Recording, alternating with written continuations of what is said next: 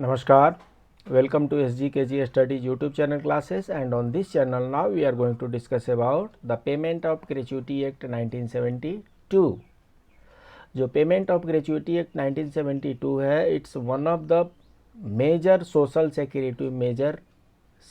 Security measures provided in the India. So it was enacted in 1972. Majority of the part again amended in 2018. So will include all these provisions, including the amendment provisions provided in 2018. So gratuity के नियम के बारे में अभी हम पढ़ेंगे. तो आइए सबसे पहले हम ये समझते हैं कि ग्रेच्युटी होती क्या है. तो gratuity refers to the amount that an employer pays his employee in return for services offered by him to the company. So क्या है, कंपनी में जो कुछ भी हम कोई employee as a employee work करते हैं उनको वेजेज दिए जाते हैं, सैलरी दी जाती है, मंथली दी जाती है. जो लंबे समय तक कंपनी के साथ टिके रहते हैं, जो लंबे समय तक कंपनी के साथ टिके रहते हैं, कंपनी के साथ अपनी सिंसियरिटी शो करते हैं, उनको ग्रेच्युटी देने का प्रोविज़न किया गया है. जो 1 साल 2 साल 2-4 महीने में भाग गए उनको ग्रेच्युटी नहीं मिलती. ग्रेच्युटी उनको उनके कलरफुल मेरिटोरियस सर्विसेज के लिए, उनकी अच्छी सर्विसेज को यादगार बनाने के लिए ग्रेच्युटी का प्रोविज़न किया गया था. पहले जो ग्रेच्युटी थी वो एम्प्लॉयर अपने मन से खुश होकर के एज ए गिफ्ट दिया करते थे, उपहार दिया करते थे. बाद में गवर्नमेंट ऑफ इंडिया ने इसको एक्ट बना करके और सारे एम्प्लॉयर को कंपलसरी कर दिया कि whether you are happy with the employ और not, if he has served for certain period of time you have to pay gratuity. So 1972 से ये रूल बन चुका है. सो ग्रेच्युटी क्या है, वैसे है तो एक तरह का उपहार ही, लेकिन अब ये स्टैट्यूटरी ऑब्लिगेशन बन गया है. हिंदी में देखें, ग्रेच्युटी वो रकम होती है जो कंपनी की तरफ से कर्मचारी को रिवार्ड के रूप में दी जाती है. तो ये पुरस्कार के रूप में दिया जाता है. साधारण शब्दों में समझे तो ग्रेच्युटी कंपनी में लंबे समय तक काम करने का एक इनाम है. तो ये एक तरीके का ये एक रिवार्ड सिस्टम है. और इसमें एम्प्लॉयज़ जब कंपनी छोड़ते हैं, जब कंपनी से उनका सेपरेशन होता है, तो जितने समय तक वो कंपनी के साथ रहे हैं, कंपनी का सहयोग किए हैं, उस सहयोग के रिवार्ड में, उस सहयोग के प्रोपोर्शन में उनको रिवार्ड दिया जाता है, जिसको ग्रेच्युटी बोलते हैं. लमसम अमाउंट होता है. So the payment of gratuity act 1972 is a social security enactment. So it's a part of social security. अब मैं प्रश्न आपसे ये पूछूं कि सोशल सिक्योरिटी में ये सोशल असिस्टेंस है या सोशल इंश्योरेंस है, तो आपको कंफ्यूज नहीं होना चाहिए. मैं अपने दूसरे क्लास में ही बता चुका हूं कि जो सोशल सिक्योरिटी मेजर्स हैं उसके 2 पार्ट होते हैं, social assistance, social insurance. Social insurance वो होते हैं जिनमें एम्प्लॉय कुछ ना कुछ कंट्रीब्यूशन पे करते हैं, और सोशल असिस्टेंस वो होते हैं जिसमें किसी कंट्रीब्यूशन की ज़रूरत नहीं है, एम्प्लॉयर चाहे गवर्नमेंट अपने तरफ से यूं ही पे कर देते हैं. ग्रेच्युटी के अगेंस्ट में एम्प्लॉय कोई कंट्रीब्यूशन पे नहीं करते, इसलिए ये सोशल इंश्योरेंस नहीं है, ये सोशल असिस्टेंस है. An act to provide for a scheme for payment of gratuity to employee engaged in factories, mines, oil fields, plantation, ports, railway company, shop और अदर. कहने का मतलब यह है कि ग्रेच्युटी तो सब जगह ही अप्लीकेबल होता है, लगभग सभी जगह अप्लीकेबल होता है. The act states that if an employee services are terminated due to any act, willful omission or negligence causing damage or loss to the destruction of the property of the employer, the employees gratuity shall be forfeited to the extent of the damage or loss. सीधी सी बात है साहब. अगर आपके काम से company को, चाहे आपके एम्प्लॉयर को ठीक रहा, सब कुछ लॉस नहीं हुआ, तो ग्रेच्युटी मिलेगी. और अगर आपके विलफुल ओमिशन से, नेग्लिजेंस से एम्प्लॉयर का डैमेज हो गया, लॉस हो गया, डिस्ट्रक्शन ऑफ प्रॉपर्टी हो गया, तो एम्प्लॉयर आपका ग्रेच्युटी में से उतना पैसा डिडक्ट कर लेगा, फॉरफिट कर लेगा. ये ग्रेच्युटी का ये प्रिंसिपल है. The main object of gratuity act are to help the workman after retirement, retirement के बाद से वर्कमैन को हेल्प करना है। Whether retirement is a result of rules of superannuation और फिजिकल डिसेबलमेंट और impairment of vital part of the body. जो normally जो ग्रेच्युटी होती है रिटायरमेंट पर दी जाती है। अब रिटायरमेंट जो है इन जनरल सुपरन्यूएशन पर होता है। किसी को चोट वगैरह लग गई, परमानेंट डिसेबिलिटी हो गई, काम करने लायक नहीं रहे, तब भी उनको रिटायरमेंट दिया जाता है। शरीर के कुछ ऐसे पार्ट है जो फंक्शन करना बंद कर दिए, तब भी उनको जॉब छोड़ना पड़ता है। और भगवान न करे अगर ड्यूरिंग द सर्विस अगर डेथ हो जाता है तब भी जॉब छोड़ना पड़ता है। तो ये तरीके हैं जिससे क्या होता है, जॉब से उनका नाता टूटता है और जब वो जॉब से डिस्कनेक्ट होते हैं वहाँ पर ग्रेच्युटी अराइज हो जाती है। The object of this legislation lies in the acceptance of the principle of gratuity as a compulsory statutory retirement benefit. तो क्या है ये, अब एक्ट बन गया। एक्ट बनने के बाद से जो ग्रेच्युटी है वो कंपल्सरी स्टैट्यूटरी रिटायरमेंट बेनिफिट बन गया है। एम्प्लॉयर हैज़ टू पे। The object of the Gratuity Act compulsory payment of gratuity as a social security measure to the wage earning population in industries, factories and establishment. So इसमें veg ceiling कुछ भी नहीं है। जिनको 10,000 रुपये मिलते हैं उनको भी ग्रेच्युटी मिलेगी, जिनको 10 लाख रुपये सैलरी मिलते हैं उनको भी ग्रेच्युटी मिलती है। Scope of the payment of the gratuity act, this act में be called payment of gratuity act, ठीक है। It extend to the whole of India, ये भी ठीक है। It shall come in to force on such date as the central government में by notification in the official gazette point. So government of India जिस दिन official notification में इसको publish करेगी उस दिन से ये फोर्स में आएगा और वो दिन है 16 सितंबर 1972। सो Payment of Gratuity Act 1972 is effective from 16 September 1972। कहाँ कहाँ अप्लीकेबिलिटी है, सारे फैक्ट्री में है, माइंस ऑयल फील्ड में है, प्लांटेशन में है, port, railway company and every shop और establishment with in the meaning of any law in which 10 और मोर पर्सनस आर एम्प्लॉयड। अगर 2-4 पर्सन वहाँ पर काम करते हैं तो शायद एम्प्लॉयर उस पोजीशन में न हो कि आपको ग्रेच्युटी पे कर सके, इसलिए उनको इससे इम्यून रखा गया, उनको सेपरेट रखा गया है। ग्रेच्युटी एक्ट वहीं पे लागू होती है जहाँ पे 10 और 10 से ज़्यादा लोग काम करते हैं। 10 और 10 से ज़्यादा लोग जहाँ पे काम करते हैं वहीं उसी इस्टेब्लिशमेंट, उसी फैक्ट्री में, उसी प्लांटेशन में, उसी शॉप में ग्रेच्युटी एक्ट इम्प्लीमेंट होती है। एप्रोप्रिएट गवर्नमेंट का डेफिनेशन यहाँ पर बताया गया है। एप्रोप्रिएट गवर्नमेंट यहाँ पर 2 सेंस में लिया गया है। एप्रोप्रिएट गवर्नमेंट सेंट्रल गवर्नमेंट भी हो सकती है और एप्रोप्रिएट गवर्नमेंट स्टेट गवर्नमेंट भी हो सकती है।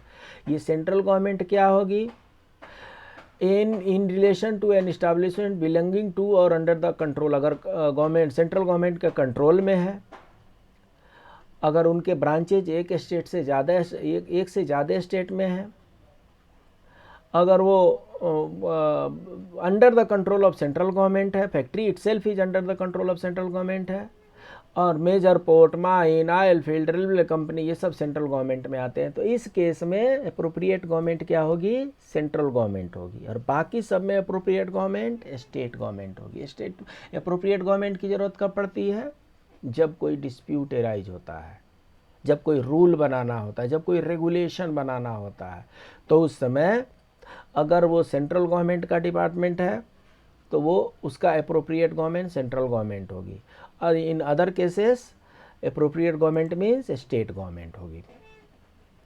एम्प्लॉय के यहाँ पर डेफिनेशन दिया गया है, means any person other than an apprentice, apprentice वाले को ग्रेच्युटी नहीं मिलती। Employed on wages in any establishment, factory, mine, oil field, plantation, port, so कहीं का मतलब कहीं भी ये एम्प्लॉयड हुए हों, to do any skilled, semi skilled और अनस्किल्ड, चाहे स्किल्ड जॉब करने हो, चाहे अनस्किल्ड जॉब करने हो, चाहे सेमी स्किल्ड जॉब करने हो, मैनुअल करने हो, सुपरवाइजरी करने हो, टेक्निकल करने हो, क्लरिकल वर्क हो, whether the terms of such employments are express or employed, and whether or not such person is employed in managerial or administrative capacity। तो ये employee का definition है। employee से exempted कौन है? but does not include, कौन कौन employ में नहीं आते हैं? Any such person who holds a post under the central government और state government and is governed by any other act और by any rules providing for payment of the gratuity. So बाकी वो सारे government department जहाँ पे special law लागू होते हैं, जहाँ पे ग्रेच्युटी के अलग रूल लगते हों, वहाँ पर ये अप्लीकेबल नहीं होगा। कहने का मतलब कि कोई न किसी फॉर्म में ग्रेच्युटी रहना है, या तो आपके पास कोई ग्रेच्युटी का अलग से रूल है तो वो लगा लीजिए, और अगर अलग से रूल नहीं है तो आपको ये पेमेंट ऑफ ग्रेच्युटी एक्ट 1972 को फॉलो करना पड़ेगा। एम्प्लॉयर का definition, employer means in relation to any establishment, factory, mine, oil field, plantation, port, railway station, railway company or shop, मतलब जो इनके कंट्रोल में, जिनके कंट्रोल में ये सब होते हैं वो एम्प्लॉयर होते हैं। फैक्ट्री का वही मीनिंग है जो सेक्शन 2M में फैक्ट्री एक्ट में दिया हुआ है, सो कॉपी पेस्ट हो गया। फैमिली का हम डेफिनेशन पढ़ेंगे। Family in relation to employ shall be deemed to consist of, in case of a male employ, himself, his wife, his children whether married और अनमैरिड, हिज डिपेंडेंट पेरेंट्स, ये लोग family में आते हैं। So क्या आएगा? Self, wife, children and dependent parents. In case of female employ के husband, children, dependent parents and the dependent parents of her husband. So इनके क्या है? अपने डिपेंडेंट पेरेंट्स और डिपेंडेंट पेरेंट्स ऑफ हस्बैंड, ये सब फैमिली के डेफिनेशन में आ जाते हैं। क्यों जरूरी है ये? क्योंकि इन केस ऑफ डेथ जो ग्रेच्युटी अमाउंट है वो फैमिली मेंबर को दिए जाते हैं, इसलिए फैमिली का डेफिनेशन जानना जरूरी है। सो ये कहाँ कहाँ अप्लाई होता है आप देख चुके हैं। अब पेमेंट ऑफ ग्रेच्युटी के कुछ रूल हैं। Gratuity shall be payable on termination of employment after minimum 5 years continuous service. So बिना ब्रेक के अगर आपकी सर्विस 5 साल से ज़्यादा हो चुकी है तो you are eligible for gratuity. जिनकी भी सर्विसेज 5 साल से ज़्यादा हो चुकी है किसी एक एम्प्लॉयर के पास, तो जिनकी 5 साल से ज़्यादा सर्विसेज हो चुकी है किसी एक एम्प्लॉयर के पास, किसी एक कंपनी के पास, तो उनको ग्रेच्युटी मिलती है। कब कब मिलती है? सुपरएनुएशन पर मिलेगा। सुपरएनुएशन किसी कंपनी में 58 साल में होता है, किसी में 60 साल का होता है, तो जब भी सुपरएनुएट करेंगे तो मिलेगा। ऑन रिटायरमेंट, और भी रिटायरमेंट के प्रोसीजर होते हैं, रेजिग्नेशन पे मिलेगा, डेथ और डिसेबलमेंट पे मिलेगा। कंडीशन क्या है? सुपरएनुएशन, रिटायरमेंट, रेजिग्नेशन, इनके लिए मिनिमम 5 year सर्विस की ज़रूरत है। डेथ और डिसेबलमेंट के लिए मिनिमम 5 year सर्विस की ज़रूरत नहीं है, क्योंकि डेथ कभी भी हो सकता है और डिसेबलमेंट ड्यू टू एक्सीडेंट और डिजीज भी कभी हो सकते हैं। इसलिए however the continuous service of 5 years shall not be necessary in case of C above. So C में 5 year की सर्विसेज की ज़रूरत नहीं है, डे 1 से ये एलिजिबिलिटी हो जाती है। ग्रेच्युटी का कैलकुलेशन समझते हैं थोड़ा। ये बहुत आसान है, ये मैथमेटिक्स नहीं है, ये बहुत आसान है। Gratuity is calculated at 15 days wages last drawn by the employee for each completed year of service। हर साल में एक 1 completed year के लिए 15 days का वेज मिलता है। कहने का मतलब यह है कि 1 year के लिए हाफ मंथ मिलेगा, हाफ मंथ का वेज मिलेगा। 2 year के लिए 215 days हो गया, तो 215 days मीन्स 1 month हो गया, तो 2 year पर 1 month का सैलरी मिलेगा। 4 year पर 2 month का सैलरी मिलेगा। 10 year पर 5 month की सैलरी मिलेगी। 20 year पर 10 year की सर्विस मिलेगी। हम क्या कर रहे हैं? जितना ईयर है उसको हाफ करके मंथ में बता रहे हैं। सो अगर 20 year हमने सर्विस किया है तो 20 year का हाफ कर दीजिए, 10 year हो गया। और ये 10 year जो है ईयर नहीं रहेगा, अब आपको चूंकि ग्रेच्युटी पे करना है तो 10 month हो गया। तो अगर 20 ईयर आपने सर्विस किया है तो 10 मंथ का आपका जो लास्ट पे है, लास्ट पे ड्रॉन जो है उस पर बेसिक पे प्लस डीए जितना मिलता है उसका बेसिक पे प्लस डीए का मल्टीप्लाई कर दीजिए उतने मंथ से और उतना आपका ग्रेजुटी बनता है। The monthly wage is divided by 26 and multiplied by 15। ये कैलकुलेशन बता रहे हैं कि क्या करेंगे। आपकी सैलरी मान लीजिए कि आपकी सैलरी 20,000 है, सो 20,000 into 15 divided by 26, 20,000 into 15 divided by 26, और ये जितना होगा this will be multiplied by the every 15 days. कितना आपका एवरी 15 होता है, कितना हाफ ईयरली आपका होता है, उसके अनुसार कैलकुलेट करेंगे। In computing a completed year of service the period of excess of 6 month shall be taken as a full year. तो जैसा कि हमने आपको बताया, वर्ष जो है वो 6 मंथली काउंट किया जाएगा। 6 मंथ से ज़्यादा अगर हो गया, आपकी सर्विसेज अगर 9 ईयर 6 मंथ हो गई तो 9 दूनी 18 हाफ ईयरली में बता रहा हूँ। 9 साल में कितने हाफ ईयरली होंगे? 18 हाफ ईयरली होंगे। और एक 9 ईयर और 6 मंथ है, 6 मंथ का एक और हाफ ईयरली हो गया तो वो 19 हो जाएगा। तो वो 19 हाफ ईयरली मंथ काउंट किया जाएगा। ठीक है। ग्रेच्युटी का फॉर्मूला क्या है? Monthly salary into 15 days into number of years of service. Monthly salary into 15 days into number of years of service. यहाँ पर डिवाइडेड बाई 26 छूट गया है। सो होगा क्या? Monthly service into 15 days into number of years of service divided by 26। For government employees पे commission आया ना अभी, 7th पे कमीशन, तो 7th पे कमीशन में इसका फिक्स कर दिया गया है कि 20 लाख से ज़्यादा किसी को ग्रेच्युटी नहीं दी जाएगी। So maximum gratuity is amount is 20 lakh, उससे ज़्यादा नहीं दी जाएगी। पहले 7th पे कमीशन से पहले ये अमाउंट जो था वो 10 लाख था। 10 लाख को डबल कर दिया गवर्नमेंट ने और maximum gratuity amount is now 20 lakh. So अगर एम्प्लॉई की एलिजिबिलिटी बनती है, एम्प्लॉई का सैलरी ज़्यादा है, तो उनको अगर 50 लाख उनका कैलकुलेशन आता है तब भी उनको 20 लाख ही मिलेगा। ठीक है जी। Maximum amount of gratuity for non government employ. अब इसमें क्या है?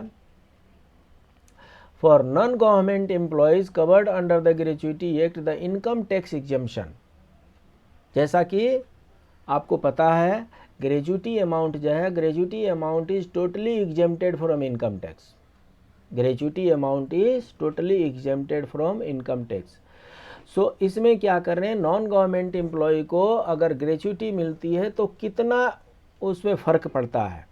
तो हिसाब ऐसा है भाई कि ये गवर्नमेंट ने जो फिक्स किया है 20 लाख तो मैक्सिमम, इससे ज़्यादा अगर आपका ग्रेच्युटी अगर कोई कंपनी दे रही है तो वो इनकम टैक्स पेएबल होगा। तो इसका कैलकुलेशन देख लेते हैं। सैलरी जो है 30,000 मान लेते हैं for worked for 15 years. So 30,000 into 15 आपको करना है फॉर्मूला के अनुसार, इंटू 15 ईयर है डिवाइडेड बाई 26, तो ये 2.5 लाख होगा। तो दूसरा एग्जांपल ले लीजिए, इनको 60,000 की सैलरी है तो 60,000 इंटू 15, ये 21 ईयर काम किए हैं तो इसलिए 21/26, तो इनको 7.5 लाख रुपए के आसपास में मिलेगा। ये कैलकुलेशन बहुत इजी है। कई बार क्या करते हैं यूपीएससी वाले, ये छोटे छोटे कैलकुलेशन दे देते हैं और उनको ये उम्मीद करते हैं कि ये तो टिप्स ऑफ द टंग होगा और उसको ये फटाफट ये निकाल लेंगे। ये तो इसको इतना छोटा मोटा कैलकुलेशन करने के लिए एग्जामिनेशन हॉल में तैयार आना चाहिए। उसके बाद से नॉमिनेशन का है। So an employ can be prescribed manner. अब ऐसा है साहब कि ग्रेच्युटी जो मिलती है वो डेथ पर भी मिलती है, तो डेथ पर किसको दिया जाएगा? डेथ होने के बाद से हो सकता है कि उस ग्रेच्युटी के बहुत हकदार पैदा हो जाएं और सब उसको कंटेस्ट करने लगे, वो कोर्ट में वर्षों तक चलता रहेगा। उसको अवॉइड करने के लिए नॉमिनेशन फॉर्म भरना पड़ता है। नॉमिनेशन फॉर्म में एक से ज़्यादा लोगों को आप अपने जो फैमिली मेम्बर हैं, अपने फैमिली मेम्बर क्या हो सकते हैं, वाइफ होगी, बच्चे होंगे, पेरेंट्स होंगे, वो हम फैमिली का डेफिनेशन देख चुके हैं। तो फैमिली के डेफिनेशन में जितने लोग हैं उन लोगों को आप जितना परसेंटेज देना चाहते हैं, किसी को 50% देना चाहते हैं, किसी को 20% देना चाहते हैं, किसी को 30% देना चाहते हैं, वैसा परसेंटेज आप डिसाइड करके और नॉमिनेशन फाइल कर सकते हैं। नॉमिनेशन को टाइम टू टाइम बदला भी जा सकता है। अब क्या है, कोई डिस्प्यूट हो गया तो रिकवरी ऑफ ग्रेच्युटी का क्या है। In case of dispute, the amount admitted by the employer shall be deposited with the controlling authority, which will determine the amount payable after having the hearing the parties। अगर कोई dispute arise हो गया कि नहीं इतना होना चाहिए, इतना होना चाहिए, मिलना चाहिए, नहीं मिलना चाहिए, तो क्या है, इसके लिए कंट्रोलिंग अथॉरिटी होती है। हम आगे दिखाएंगे आपको कौन सी कंट्रोलिंग अथॉरिटी है। कंट्रोलिंग अथॉरिटी के पास एम्प्लॉयर अप्रॉक्सीमेट अमाउंट जमा कर देंगे और कंट्रोलिंग अथॉरिटी हियरिंग के बाद डिसाइड करेगी कि उनको कितना ग्रेच्युटी पे किया जाए। Recovery from gratuity, on failure of employer to make the payment, the controlling authority shall issue a certificate to collector who shall recover.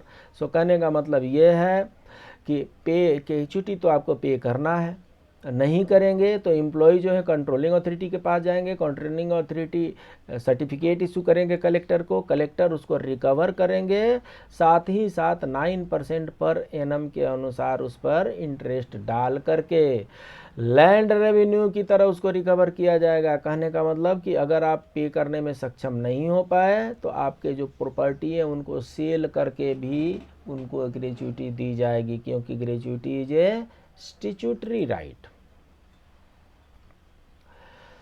Forfeiture का क्या हिसाब है।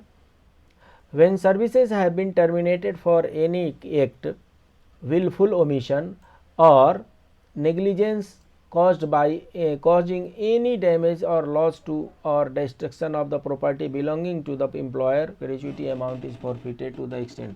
अगर आपने अपने एम्प्लॉयर का, अपने कंपनी का, अपने बिजनेस का, अपने इस्टेब्लिशमेंट का नुकसान पहुंचाया है तो जितना आपके चलते लॉस हुआ है उतना वो फॉरफिट करके तब ग्रेच्युटी पे की जाती है। अब जो कंट्रोलिंग अथॉरिटी की हम बात कर रहे थे उसके लिए क्या किया इस एक्ट ने सेक्शन 7A में इंस्पेक्टर को डाला है। एंड इंस्पेक्टर जो होंगे, द अप्रोप्रिएट गवर्नमेंट में by notification appoint as many inspectors as deem fit for the purpose of this act. कई बार फैक्ट्री इंस्पेक्टर को ही ये एडिशनल एक्टिविटी दे दी जाती है, तो ये कंट्रोलिंग अथॉरिटी के रूप में काम करेंगे, क्योंकि किसी भी एक्ट को अगर इम्प्लीमेंट करना है तो उसके लिए एडमिनिस्ट्रेटिव मशीनरी होनी ही चाहिए। The every inspector shall be deemed to be a public servant with in the meaning of section 21 of the IPC. So IPC में, इंडियन पेनल कोड में सेक्शन 21 में पब्लिक सर्वेंट को डिफाइन किया गया है।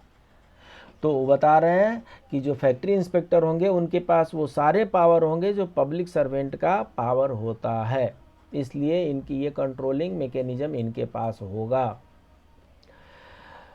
इसका थोड़ा सा ब्रीफ समझ लेते हैं। अभी तक हमने ग्रेच्युटी एक्ट के बारे में विस्तार से समझा, अब इसको हम थोड़ा ब्रीफ में समझ लेते हैं।